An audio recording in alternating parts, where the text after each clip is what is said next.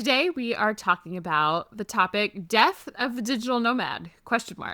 Are digital nomads dying out? Are digital nomads less frequent out in the world? Is this trend of working from anywhere dying down? Now, the reason we chose the title of this topic and the reason we're talking about this is someone reached out to us recently to be included in an article as a quote about are digital nomads dying? And the title of the article was Death of the Digital Nomad. Now, we don't quite agree with everything. We don't believe that digital nomads are necessarily dying out, even though that's what this article really made it out to believe. So we wanted to actually ask this question ourselves, look at the research. Jeff is our data guy. He loves the numbers. I love the qualitative. Together we'll get to the information. But it really was eye-opening for me to see, don't always believe the clickable media headlines. They're not always true. And I can see this firsthand now because I think that there is a different story to be told. Now, before we jump into this, and Jeff can share all the amazing stats, we want to share just a quick, if you're watching this on video on Spotify or on YouTube, you might notice Jeff looks like a fake background. Jeff is a real background in Morocco. So Jeff is in Morocco in a tiny little kite surfing town. There's like a pretty chair swinging with it looks like a pool and like a bay in the ocean behind him. God, it was like does a little look tour. fake, doesn't it? It looks fake, but it is real. Jeff is actually in Morocco. So you just came from Spain to Morocco. You want to give a little quick computer share or share anything about? I'll give you a little tour of the neighborhood. A little mini tour. Yeah, we got. It's so pretty. This is real. Jeff is working for. So digital nomads are not dying. Jeff is here working from this beautiful spot. I came here to prove it. Just for this episode. Yeah, He's flying away afterward. No, just kidding. But it is real. I just got to get some pictures in. Back to California I go. It's all fake. But no, give us a quick little update, Jeff, because you came from California. Well, you came from Mexico to California to Spain to Morocco. You're moving around. Give us a quick little update. Yeah, so I just came from Valencia, and that was my first time there. It was surprisingly awesome. Would you go back? I would go back. But, I'm starting to kind of fall into your camp where I'm thinking in Europe, it's not a place I would end up. I would not be long term. I was like, there are a few places I think I would stay like a month, maybe 2, and then probably be done with it. Valencia is probably one of those because Valencia has all of the charm of Barcelona without the huge mass of people, and it's not sprawling. Yeah. It's like the thing is, it's walkable, It's got a lot of green space, which I discovered that I didn't realize before until I got to Puerto. I was just walking on the dirt roads. I don't like concrete everywhere, and I don't like tall buildings. So you're just kind of trapped in this concrete jungle, and you're like, okay, this is just like sterile, and you're in shadow all the time. And when I got there, I was like, found myself immediately walking away from it to like in Valencia, you're saying. Grass, like parks and things like that. But it was big enough where you had plenty of that. So I could see you've got if you like that type of city vibe, but you don't want too much of it, it kind of checks that box for people. And you see that it's happening more and more. I talked to a few people, 2-3 people who are expatting now. I'm also seeing that trend of digital nomads starting to expat a little bit. And expatting is just actually moving somewhere full time. Yeah. That's not your home country, right? So you're not a digital nomad anymore. You're just I tried this place as a digital nomad, and this is it for me. It's like getting married as a digital nomad. Getting married as a nomad to a place. yeah, exactly. So Valencia was really nice. And then now I've since flown to Morocco, and I'm on a dirt road somewhere. It's like it's in a town called Dakhla. I actually looked it up in my weather app to see where what the conditions were going to be. It's not on there. I couldn't even pull it up. I don't know how many people are in tiny little town and a little bit sick. Also, you might notice Jeff's voice is a little quieter today. He's recovering from a sickness of just moving too fast, going too hard. So you get the digital nomad Instagram reel, and then you get the realism of the lifestyle where you absolutely get knocked out because you traveled at the wrong hours and overdid your travel, and had too much fun, maybe, possibly. just And maybe. you just run the needle on red for a little while, and then you get me. You get this. I know we joked like the spoiler. We don't believe digital nomads are dying, but Jeff is dying today. So maybe there's some truth to this to this headline today. Digital nomads sometimes are dying on the inside from traveling too fast, from going too hard. But it's life. We recover. You're doing fun things. I feel like it was, you're with good people, good places, and just enjoying it. So we're excited. Yeah, I'm gonna be fine. Recharge for a week and a half. You're gonna be good. So yeah, we'll soon hear. Maybe after you've done Morocco, we'll hear. I can't even speak. We'll hear more about that. And in the meantime, we can jump into this article or not the article, but to the stats about digital nomad life. So we wanted to look at, as we saw this, like are digital nomads dying? As you're listening to this, maybe you're already nomading. Some of you already are. Some of you are just hoping to live this life. And it can be scary when you're like, I'm ready to be a nomad. I'm trying to get a work from anywhere job. I want to go travel the way these people are. And then you see headlines that are like digital nomads or like death of the digital nomad. And you're like, oh no, like maybe this is a mistake. Maybe you shouldn't live this life. So we're here to say that is not the case. Absolutely still pursue this lifestyle if it calls to you. And we're going to jump into it. So anything to say about just kind of like the topic as a whole before you jump into the first supporting stat, Jeff? I've got plenty. Let me save it. And my voice. Okay, well, save your voice. Yeah, Jeff's voice is not the sassy mezcal loud Jeff today. You've got quiet, subdued Jeff today, but you're still going to kill it with the stats and the data. So hit us with number one. We're all here. We're here. We're present. Oh, you want me to jump in? Yeah, number one. Okay. What's our number one stat to talk about this? Okay, so if you were, Marissa, I'm going to ask you a question first. Okay. If you were to write an article on the trends of digital nomads, what is the first thing that you would probably look up as a statistic? I think I would look up the quantity of digital nomads in the world. Has it increased over the years? As a reader or writer, would you expect that to be going up or down? With the title of the article, Death of Digital Nomad. With the title, I would expect that number to be declining. I would expect the quantity of digital nomads or percentage of digital nomads each year to be going down if the digital nomads, like an extinction. If you look at like, is an animal going extinct? Like the quantity of them goes down and down and down every year. So, Jeff, is that the case? Apparently we missed something because it is going up. It has gone up every year since 2018. And last year, it gained 800,000 in the U.S. alone. And we're going to talk about it's actually spreading out in other countries too. So I am beyond confused how this could be titled, or anybody could think this, because it is going up. I'm going to give the benefit of the doubt. It's slowed down because if you look at, and actually, I think I can probably share this chart somehow for the viewers, or I'll include a link to it at the very least. Between 2018, 2019, the rate of increase was pretty high. And then when you hit the pandemic, it kind of shot up. And then around 2021, it grew at a slower rate. So it's still growing, but it's just not like, it's not at like that extreme hockey stick angle. It's just kind of slowly going up. Yeah, a little bit. I'm still confused. I mean, we've got 5 stats here, but that one is pretty damning already. Yeah, I think just factually, like I think if we included nothing else, and we will talk about a couple of other things of, why this is happening.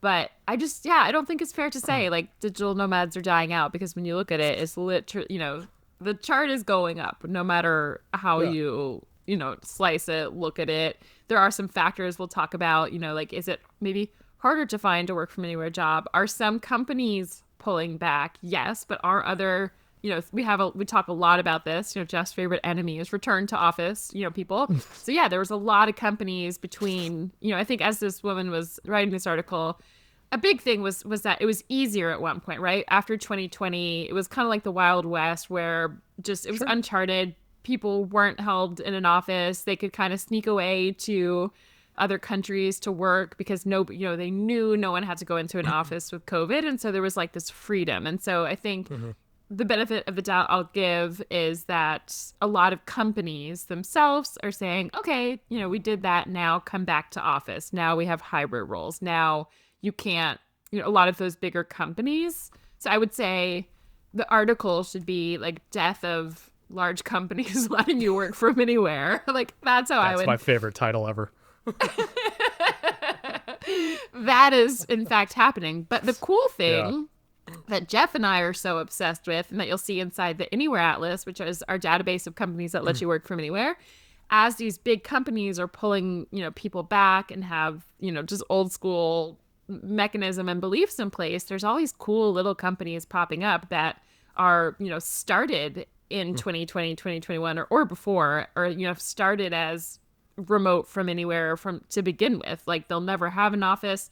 They never had one before. They never plan on having one. They love to let you work from anywhere. So as bigger companies are pulling back, we're also seeing all these other little companies globally, let you be more free, hire from anywhere. So yes, you have both kind of trends going on from a company perspective. But again, when you just look at the number of digital nomads in the world, and in the US, it's growing each year. You've got an interesting point there. Actually, it might be kind of a false low number that we're seeing because all the people are pulled back into the office.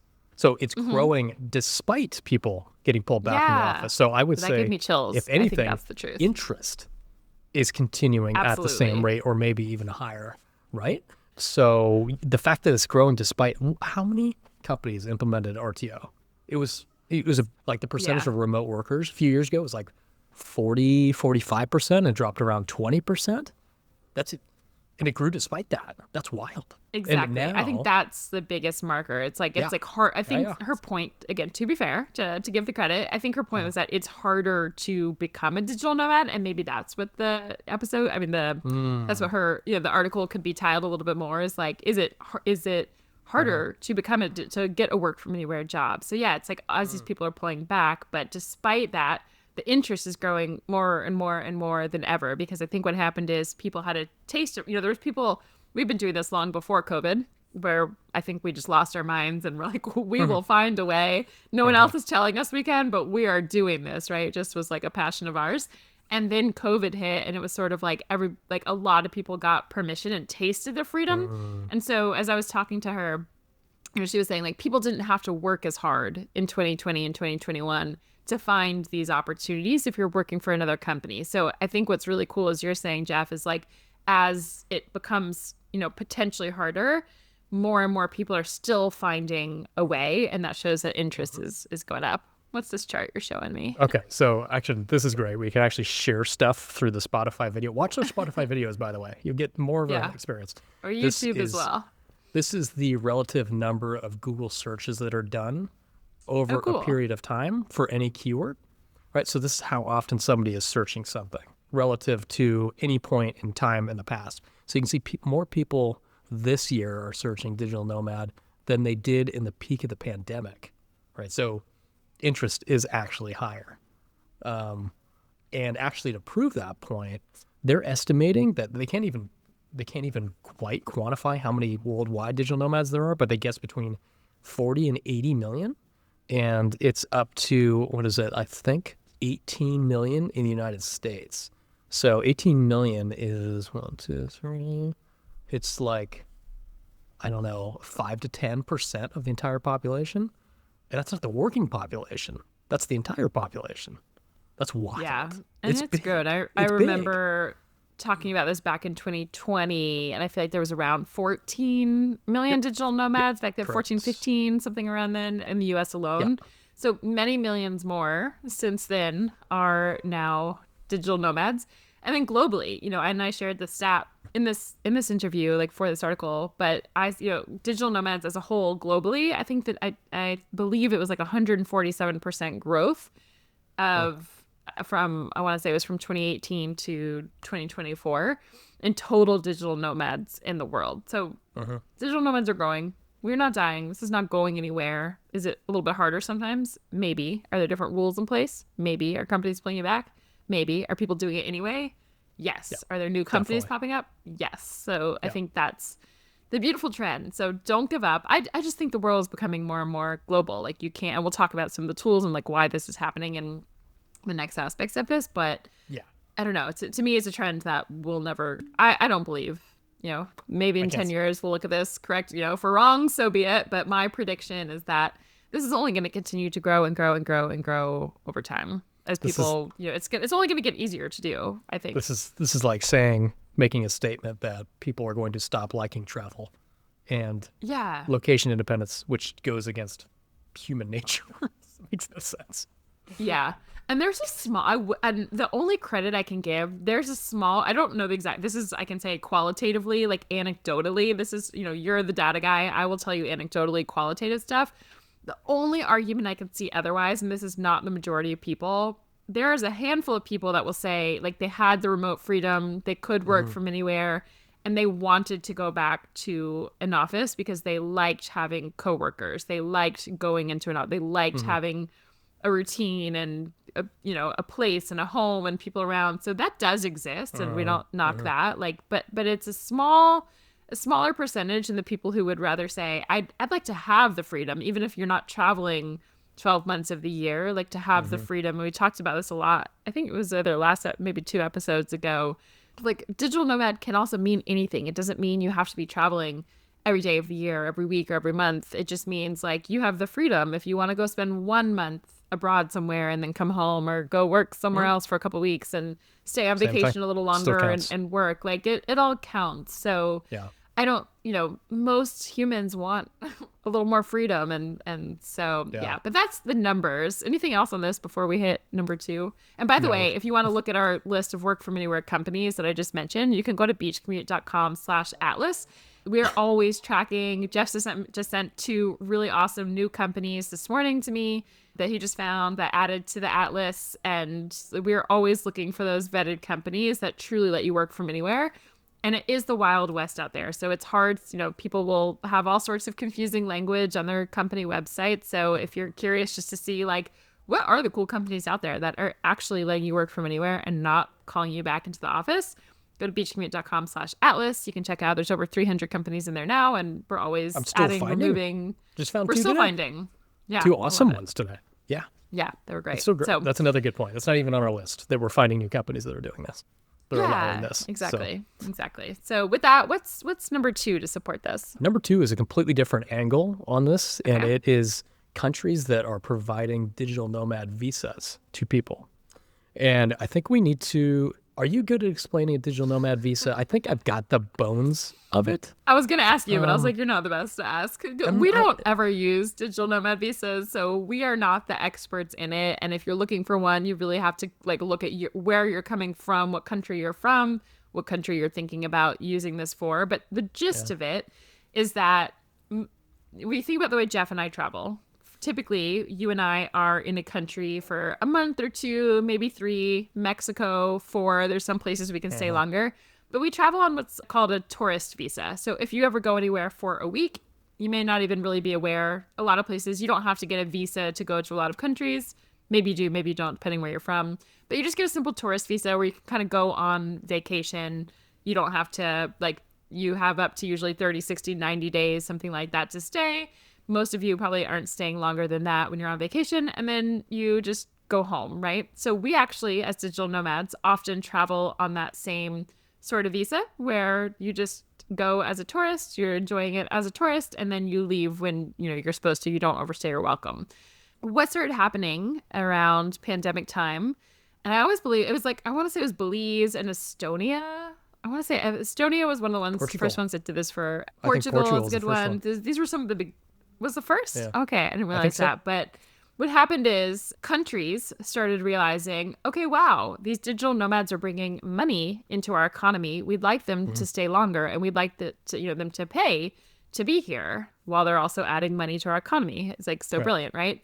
So they started creating what's called the digital nomad visa, which again, they vary place by place, but let's say it gives you a year where you can stay in a country and work remotely if you prove that you're making, it's usually over like somewhere between 1,500 or 2,000 USD per month, or you have a certain amount in your bank account, which basically ensures you're not just going there to like run away and live there. So with this, what used to be really hard as a digital nomad or for anyone is if you find a place you love, as Jeff said, and you want to stay longer, you couldn't. And so with digital nomad visas, this gave you the opportunity to say, oh, I really like this particular country. I'd like to stay there a year. And before, you would have had to find a way to be a resident, become a citizen. Like, it's really tricky. It's really hard. And now you can just go for a year to these places. But everywhere is different. It does involve sometimes paying taxes there. So there's stuff to be mindful of. But the point is, the reason, Jeff, I'll let Jeff explain why we are including and talking about this, but that's the gist of the digital nomad visa. That's especially true with Europe too, because that's one of the, or the Schengen area. Schengen area is I think 27 countries now. It's so much. It keeps adding. I don't know how many it's at. It used to just be, Europe and some of Eastern Europe, but it just keeps going further and further east. But it's a number of countries that are attached to the same visa system.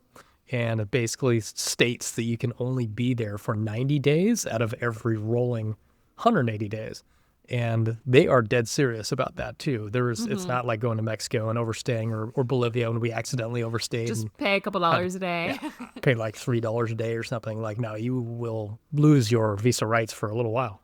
So anybody that wanted to go to anywhere in this Europe area was very, very limited. So that ruled out moving there without becoming a citizen, which would be a way harder process. So they allowed them to do this digital nomad visa, which, comes with some restrictions, but it's kind of more of an easy in to slow matting or even becoming an expat if they really, really like the place. And now we're up to 66 countries are offering digital nomad visas. And I remember we were talking about the first one, I think, as you mentioned, on this podcast, right? Or at least with Diego. This happened quickly. And they didn't do this based on no data. Like, this 66 countries decided this was tax revenue that they could capitalize on. Yeah. This was tax revenue. This was bringing, like, what would the opposite of a brain drain be? Like an appeal to bring in intelligent people. It's the opposite. Like a brain drain. Yeah. A brain drain where, intelligent people are leaving. The opposite of that, where you're encouraging intelligent people to come in and contribute to creativity, contributing to the country, all that kind of stuff. So it's been pretty effective. And I think it's a really solid indicator. So as Jeff said, the indicator for this is digital nomad. Like, our belief, this is just, I think there's nothing to dispute more than just the number one, like our point number one that we made of digital nomads are growing in quantity every single year. But we want to share a couple other supporting factors as well. And so this is one. It's like, if digital nomads were really dying, would all of these countries be adding digital nomad visas? Maybe. This is more, I feel like this is like a supporting point. It's not as factual as the other one, but there's likely a reason. As Jeff said, these countries are looking at data, they're looking at the opportunities, and likely this number of countries that offer digital nomad visas wouldn't keep growing if digital nomads were dying out. And the third point is because digital nomadism is growing worldwide. And that's significant because primarily digital nomads are North American. I don't know what the percentage is, but it's very high. It's easily the highest amount. And then you've got some of the UK used to and be, EU. I want to say in the US, it used to make up over 50% of digital nomads Sounds globally right. when we were looking back in like 2019, 2020 time, and now it's really shifted. Yeah, and you're seeing some of the other countries start to represent higher and higher percentage of that. And what that says to me is that because it's so much easier to be a digital nomad in the US, because the power of the dollar and cost arbitrage with traveling, everything being relatively cheaper for you, making it more accessible, the fact that places where it's not that easy are growing in total number means people wanted extra in those places to make it happen. Even though it's not easy, they're still making it happen. So again, that just kind of goes back to the interest in and demand for this thing all over the place. So people are pushing through barriers all over the world so that they can do this, which I love that aspect. I mean, we've said this from the beginning. We want everybody to be able to experience this, and I think traveling and living like this should be a right, but you do still have to fight for it. So I like to see that so many people are. Yeah, it's really awesome. And even, when we get the qualitative aspect of our real life experience as digital nomads, to have friends from South Africa, from Latin American countries, from all of these other countries where it, like you're saying, it is harder. Like for us, we're like, great, we're coming to this country and it's actually less expensive for me to be here, to eat here, to stay here, to pay rent, to live here for the month. And our friends who are coming from the opposite, it's like in spite of, it is, they're leaving countries where, their salaries are lower, where their rent is lower, and they're coming to these countries where it costs more, and they're still figuring out a way to do this. And this isn't, I feel like, in full effect yet, but I'm curious to see as the years go on if we'll start to see a more like global equity in pay. It is absolutely not anywhere close, but there are some companies, and you would probably be able to speak to this even more, Jeff, who have equal, like no matter where, whether they're hiring someone from the US or from Costa Rica or from Estonia or South Africa or Australia, they're paying the same salary regardless. So this gives the chance for some of these countries who would otherwise be making way lower, the salaries would be great in their country, but when they leave, it's hard to travel because the cost of living is higher. So now you're seeing more global opportunities to get paid a better salary so these people, no matter where you're from, can travel the world. And so it's just, it's so awesome. And this is definitely not implemented everywhere by any means yet, but it's just really great to be able to see, for that reason, more people traveling from other countries that we get to meet and hang out with and work beside and live and get to know. It's just incredible. And also, even people who don't yet have that, so as you said, Jeff, despite it being harder, they're still finding ways to make it happen. And it's awesome. Look for geo-neutral pay or geo-neutral salary when you're looking up from these companies, because as Marisa said, that means equal pay for equal talent, no matter where it is. And specifically hop into the Atlas and look up, I just want to get these names out there so that people have them. For anybody who's listening abroad, Kraken, Filmless, Muckrack, DuckDuckGo, Automatic with two T's, and Circle. Each one of those companies have geo-neutral pay. Amazing. Should we go to the next?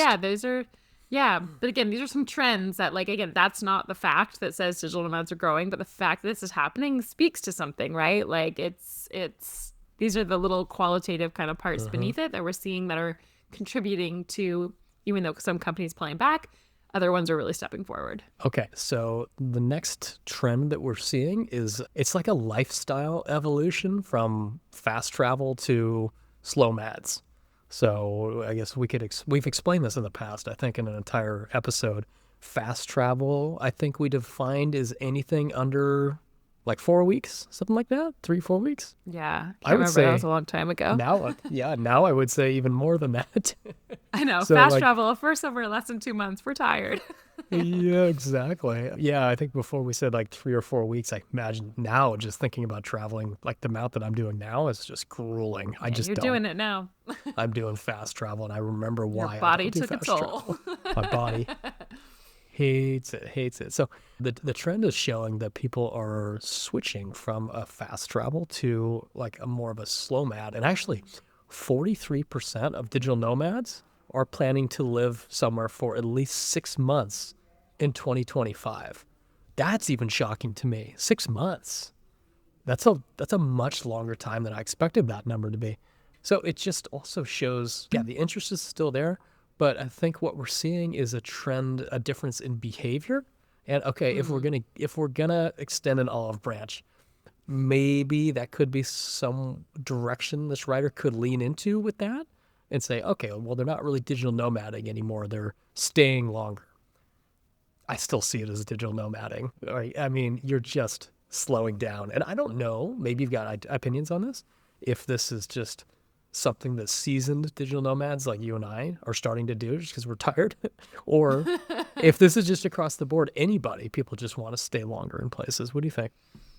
We were talking about this right before, and you had an interesting theory, which is even though a longer percentage the percentage of people staying for at least 6 months or longer in these places has grown, we were wondering, we're like, are all new nomads also just starting out like out of the gate, just staying longer in places? Or is it that the percentage of, I know, we don't know the nomads anymore. So if you're new, let us know. Are you traveling quickly like we used to do? Or like, are you starting out slow madding? Yeah. But I think part of it is, as you said, Jeff, could just be that the majority of I mean, it can be. There's a large chunk of nomads who have been, who are still part of this population who have now aged and are traveling slower. Mhm. And maybe that's just part, like making up a big majority of the Yeah. data here. And the new people are a smaller percent. There's fewer new people added each year. So as we shift, we're staying places longer, the longer we do it. So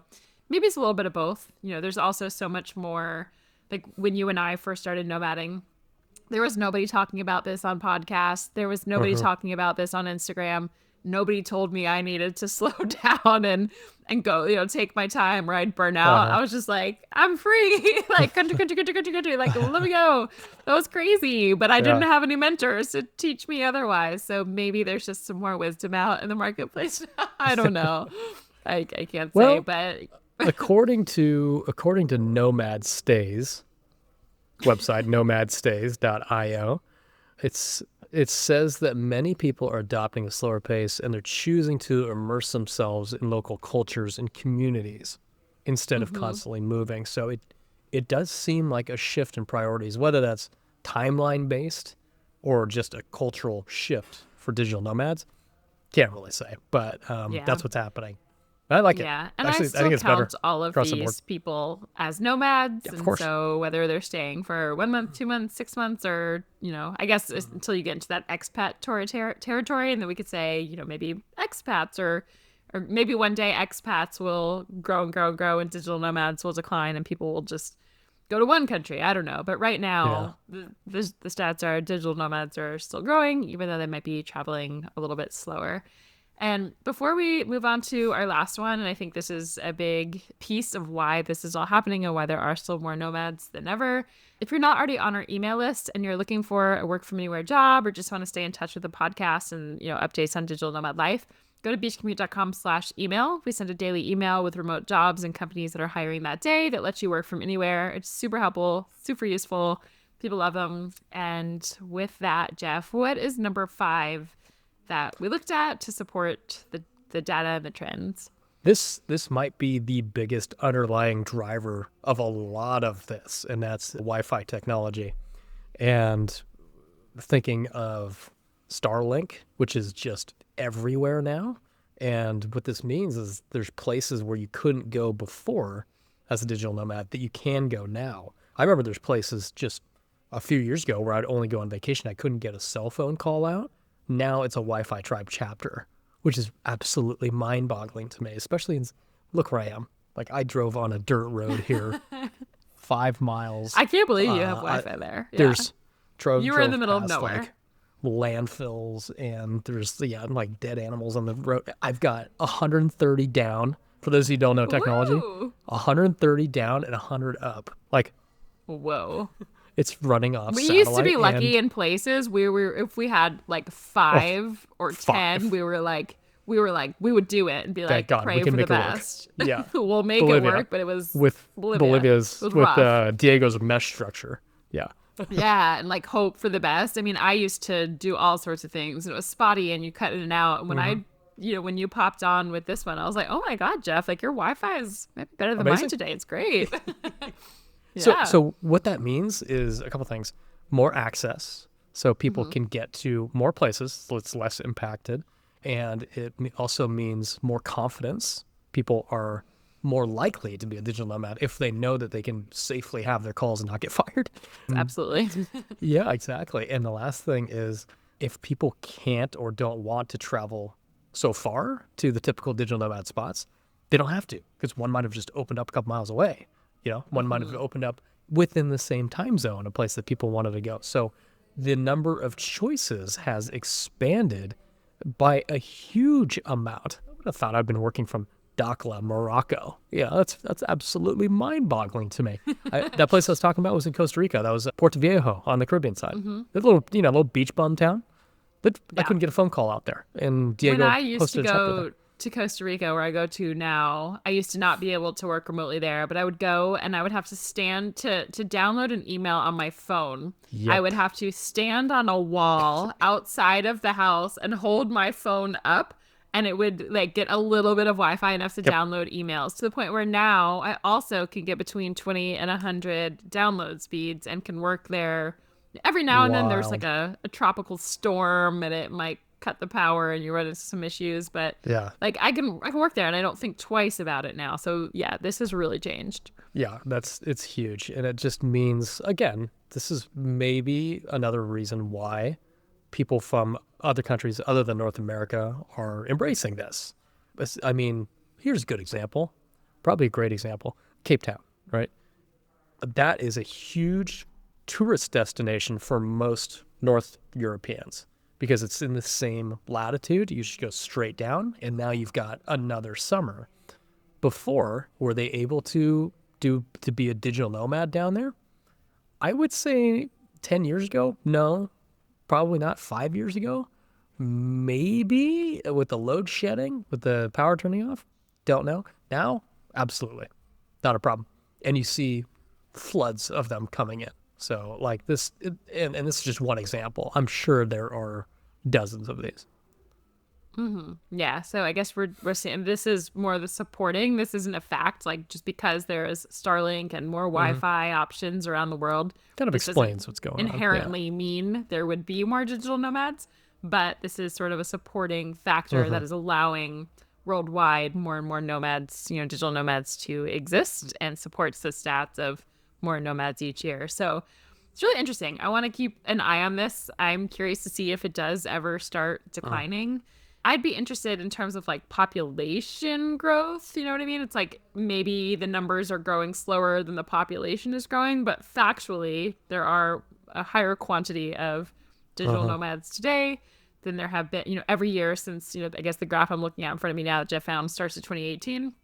I don't know what it looked like before that. I'm sure it was way, way less. But yeah, every year since 2018, 19, 20, 21, 22, 23, 24, up until today, it is growing. So we'll keep an eye on it for you. We'll let you know. But I think the biggest thing I just wanted you all listening to say, like, digital nomads are not dying. There is no death of a digital nomad yet. We'll let you know if that starts to happen.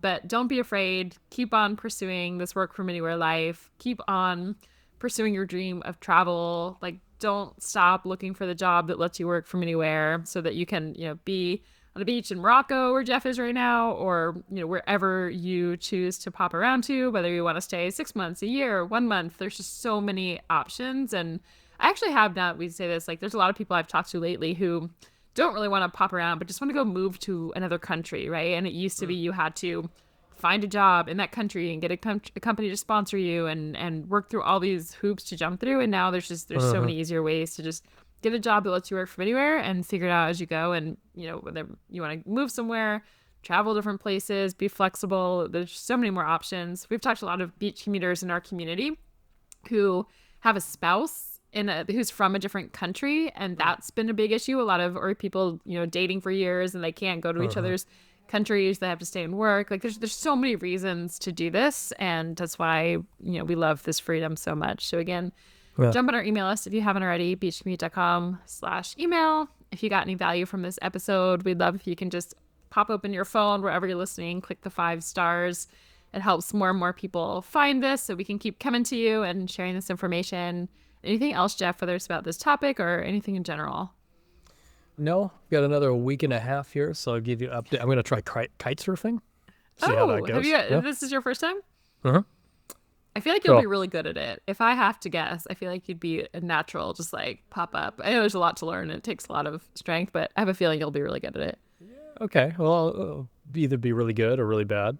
It's really bad to start. It's one of the sports that's like takes a little bit to learn. But I would say of anyone learning, I have faith in you, Jeff. Appreciate it. So with that, we'll see you again next week.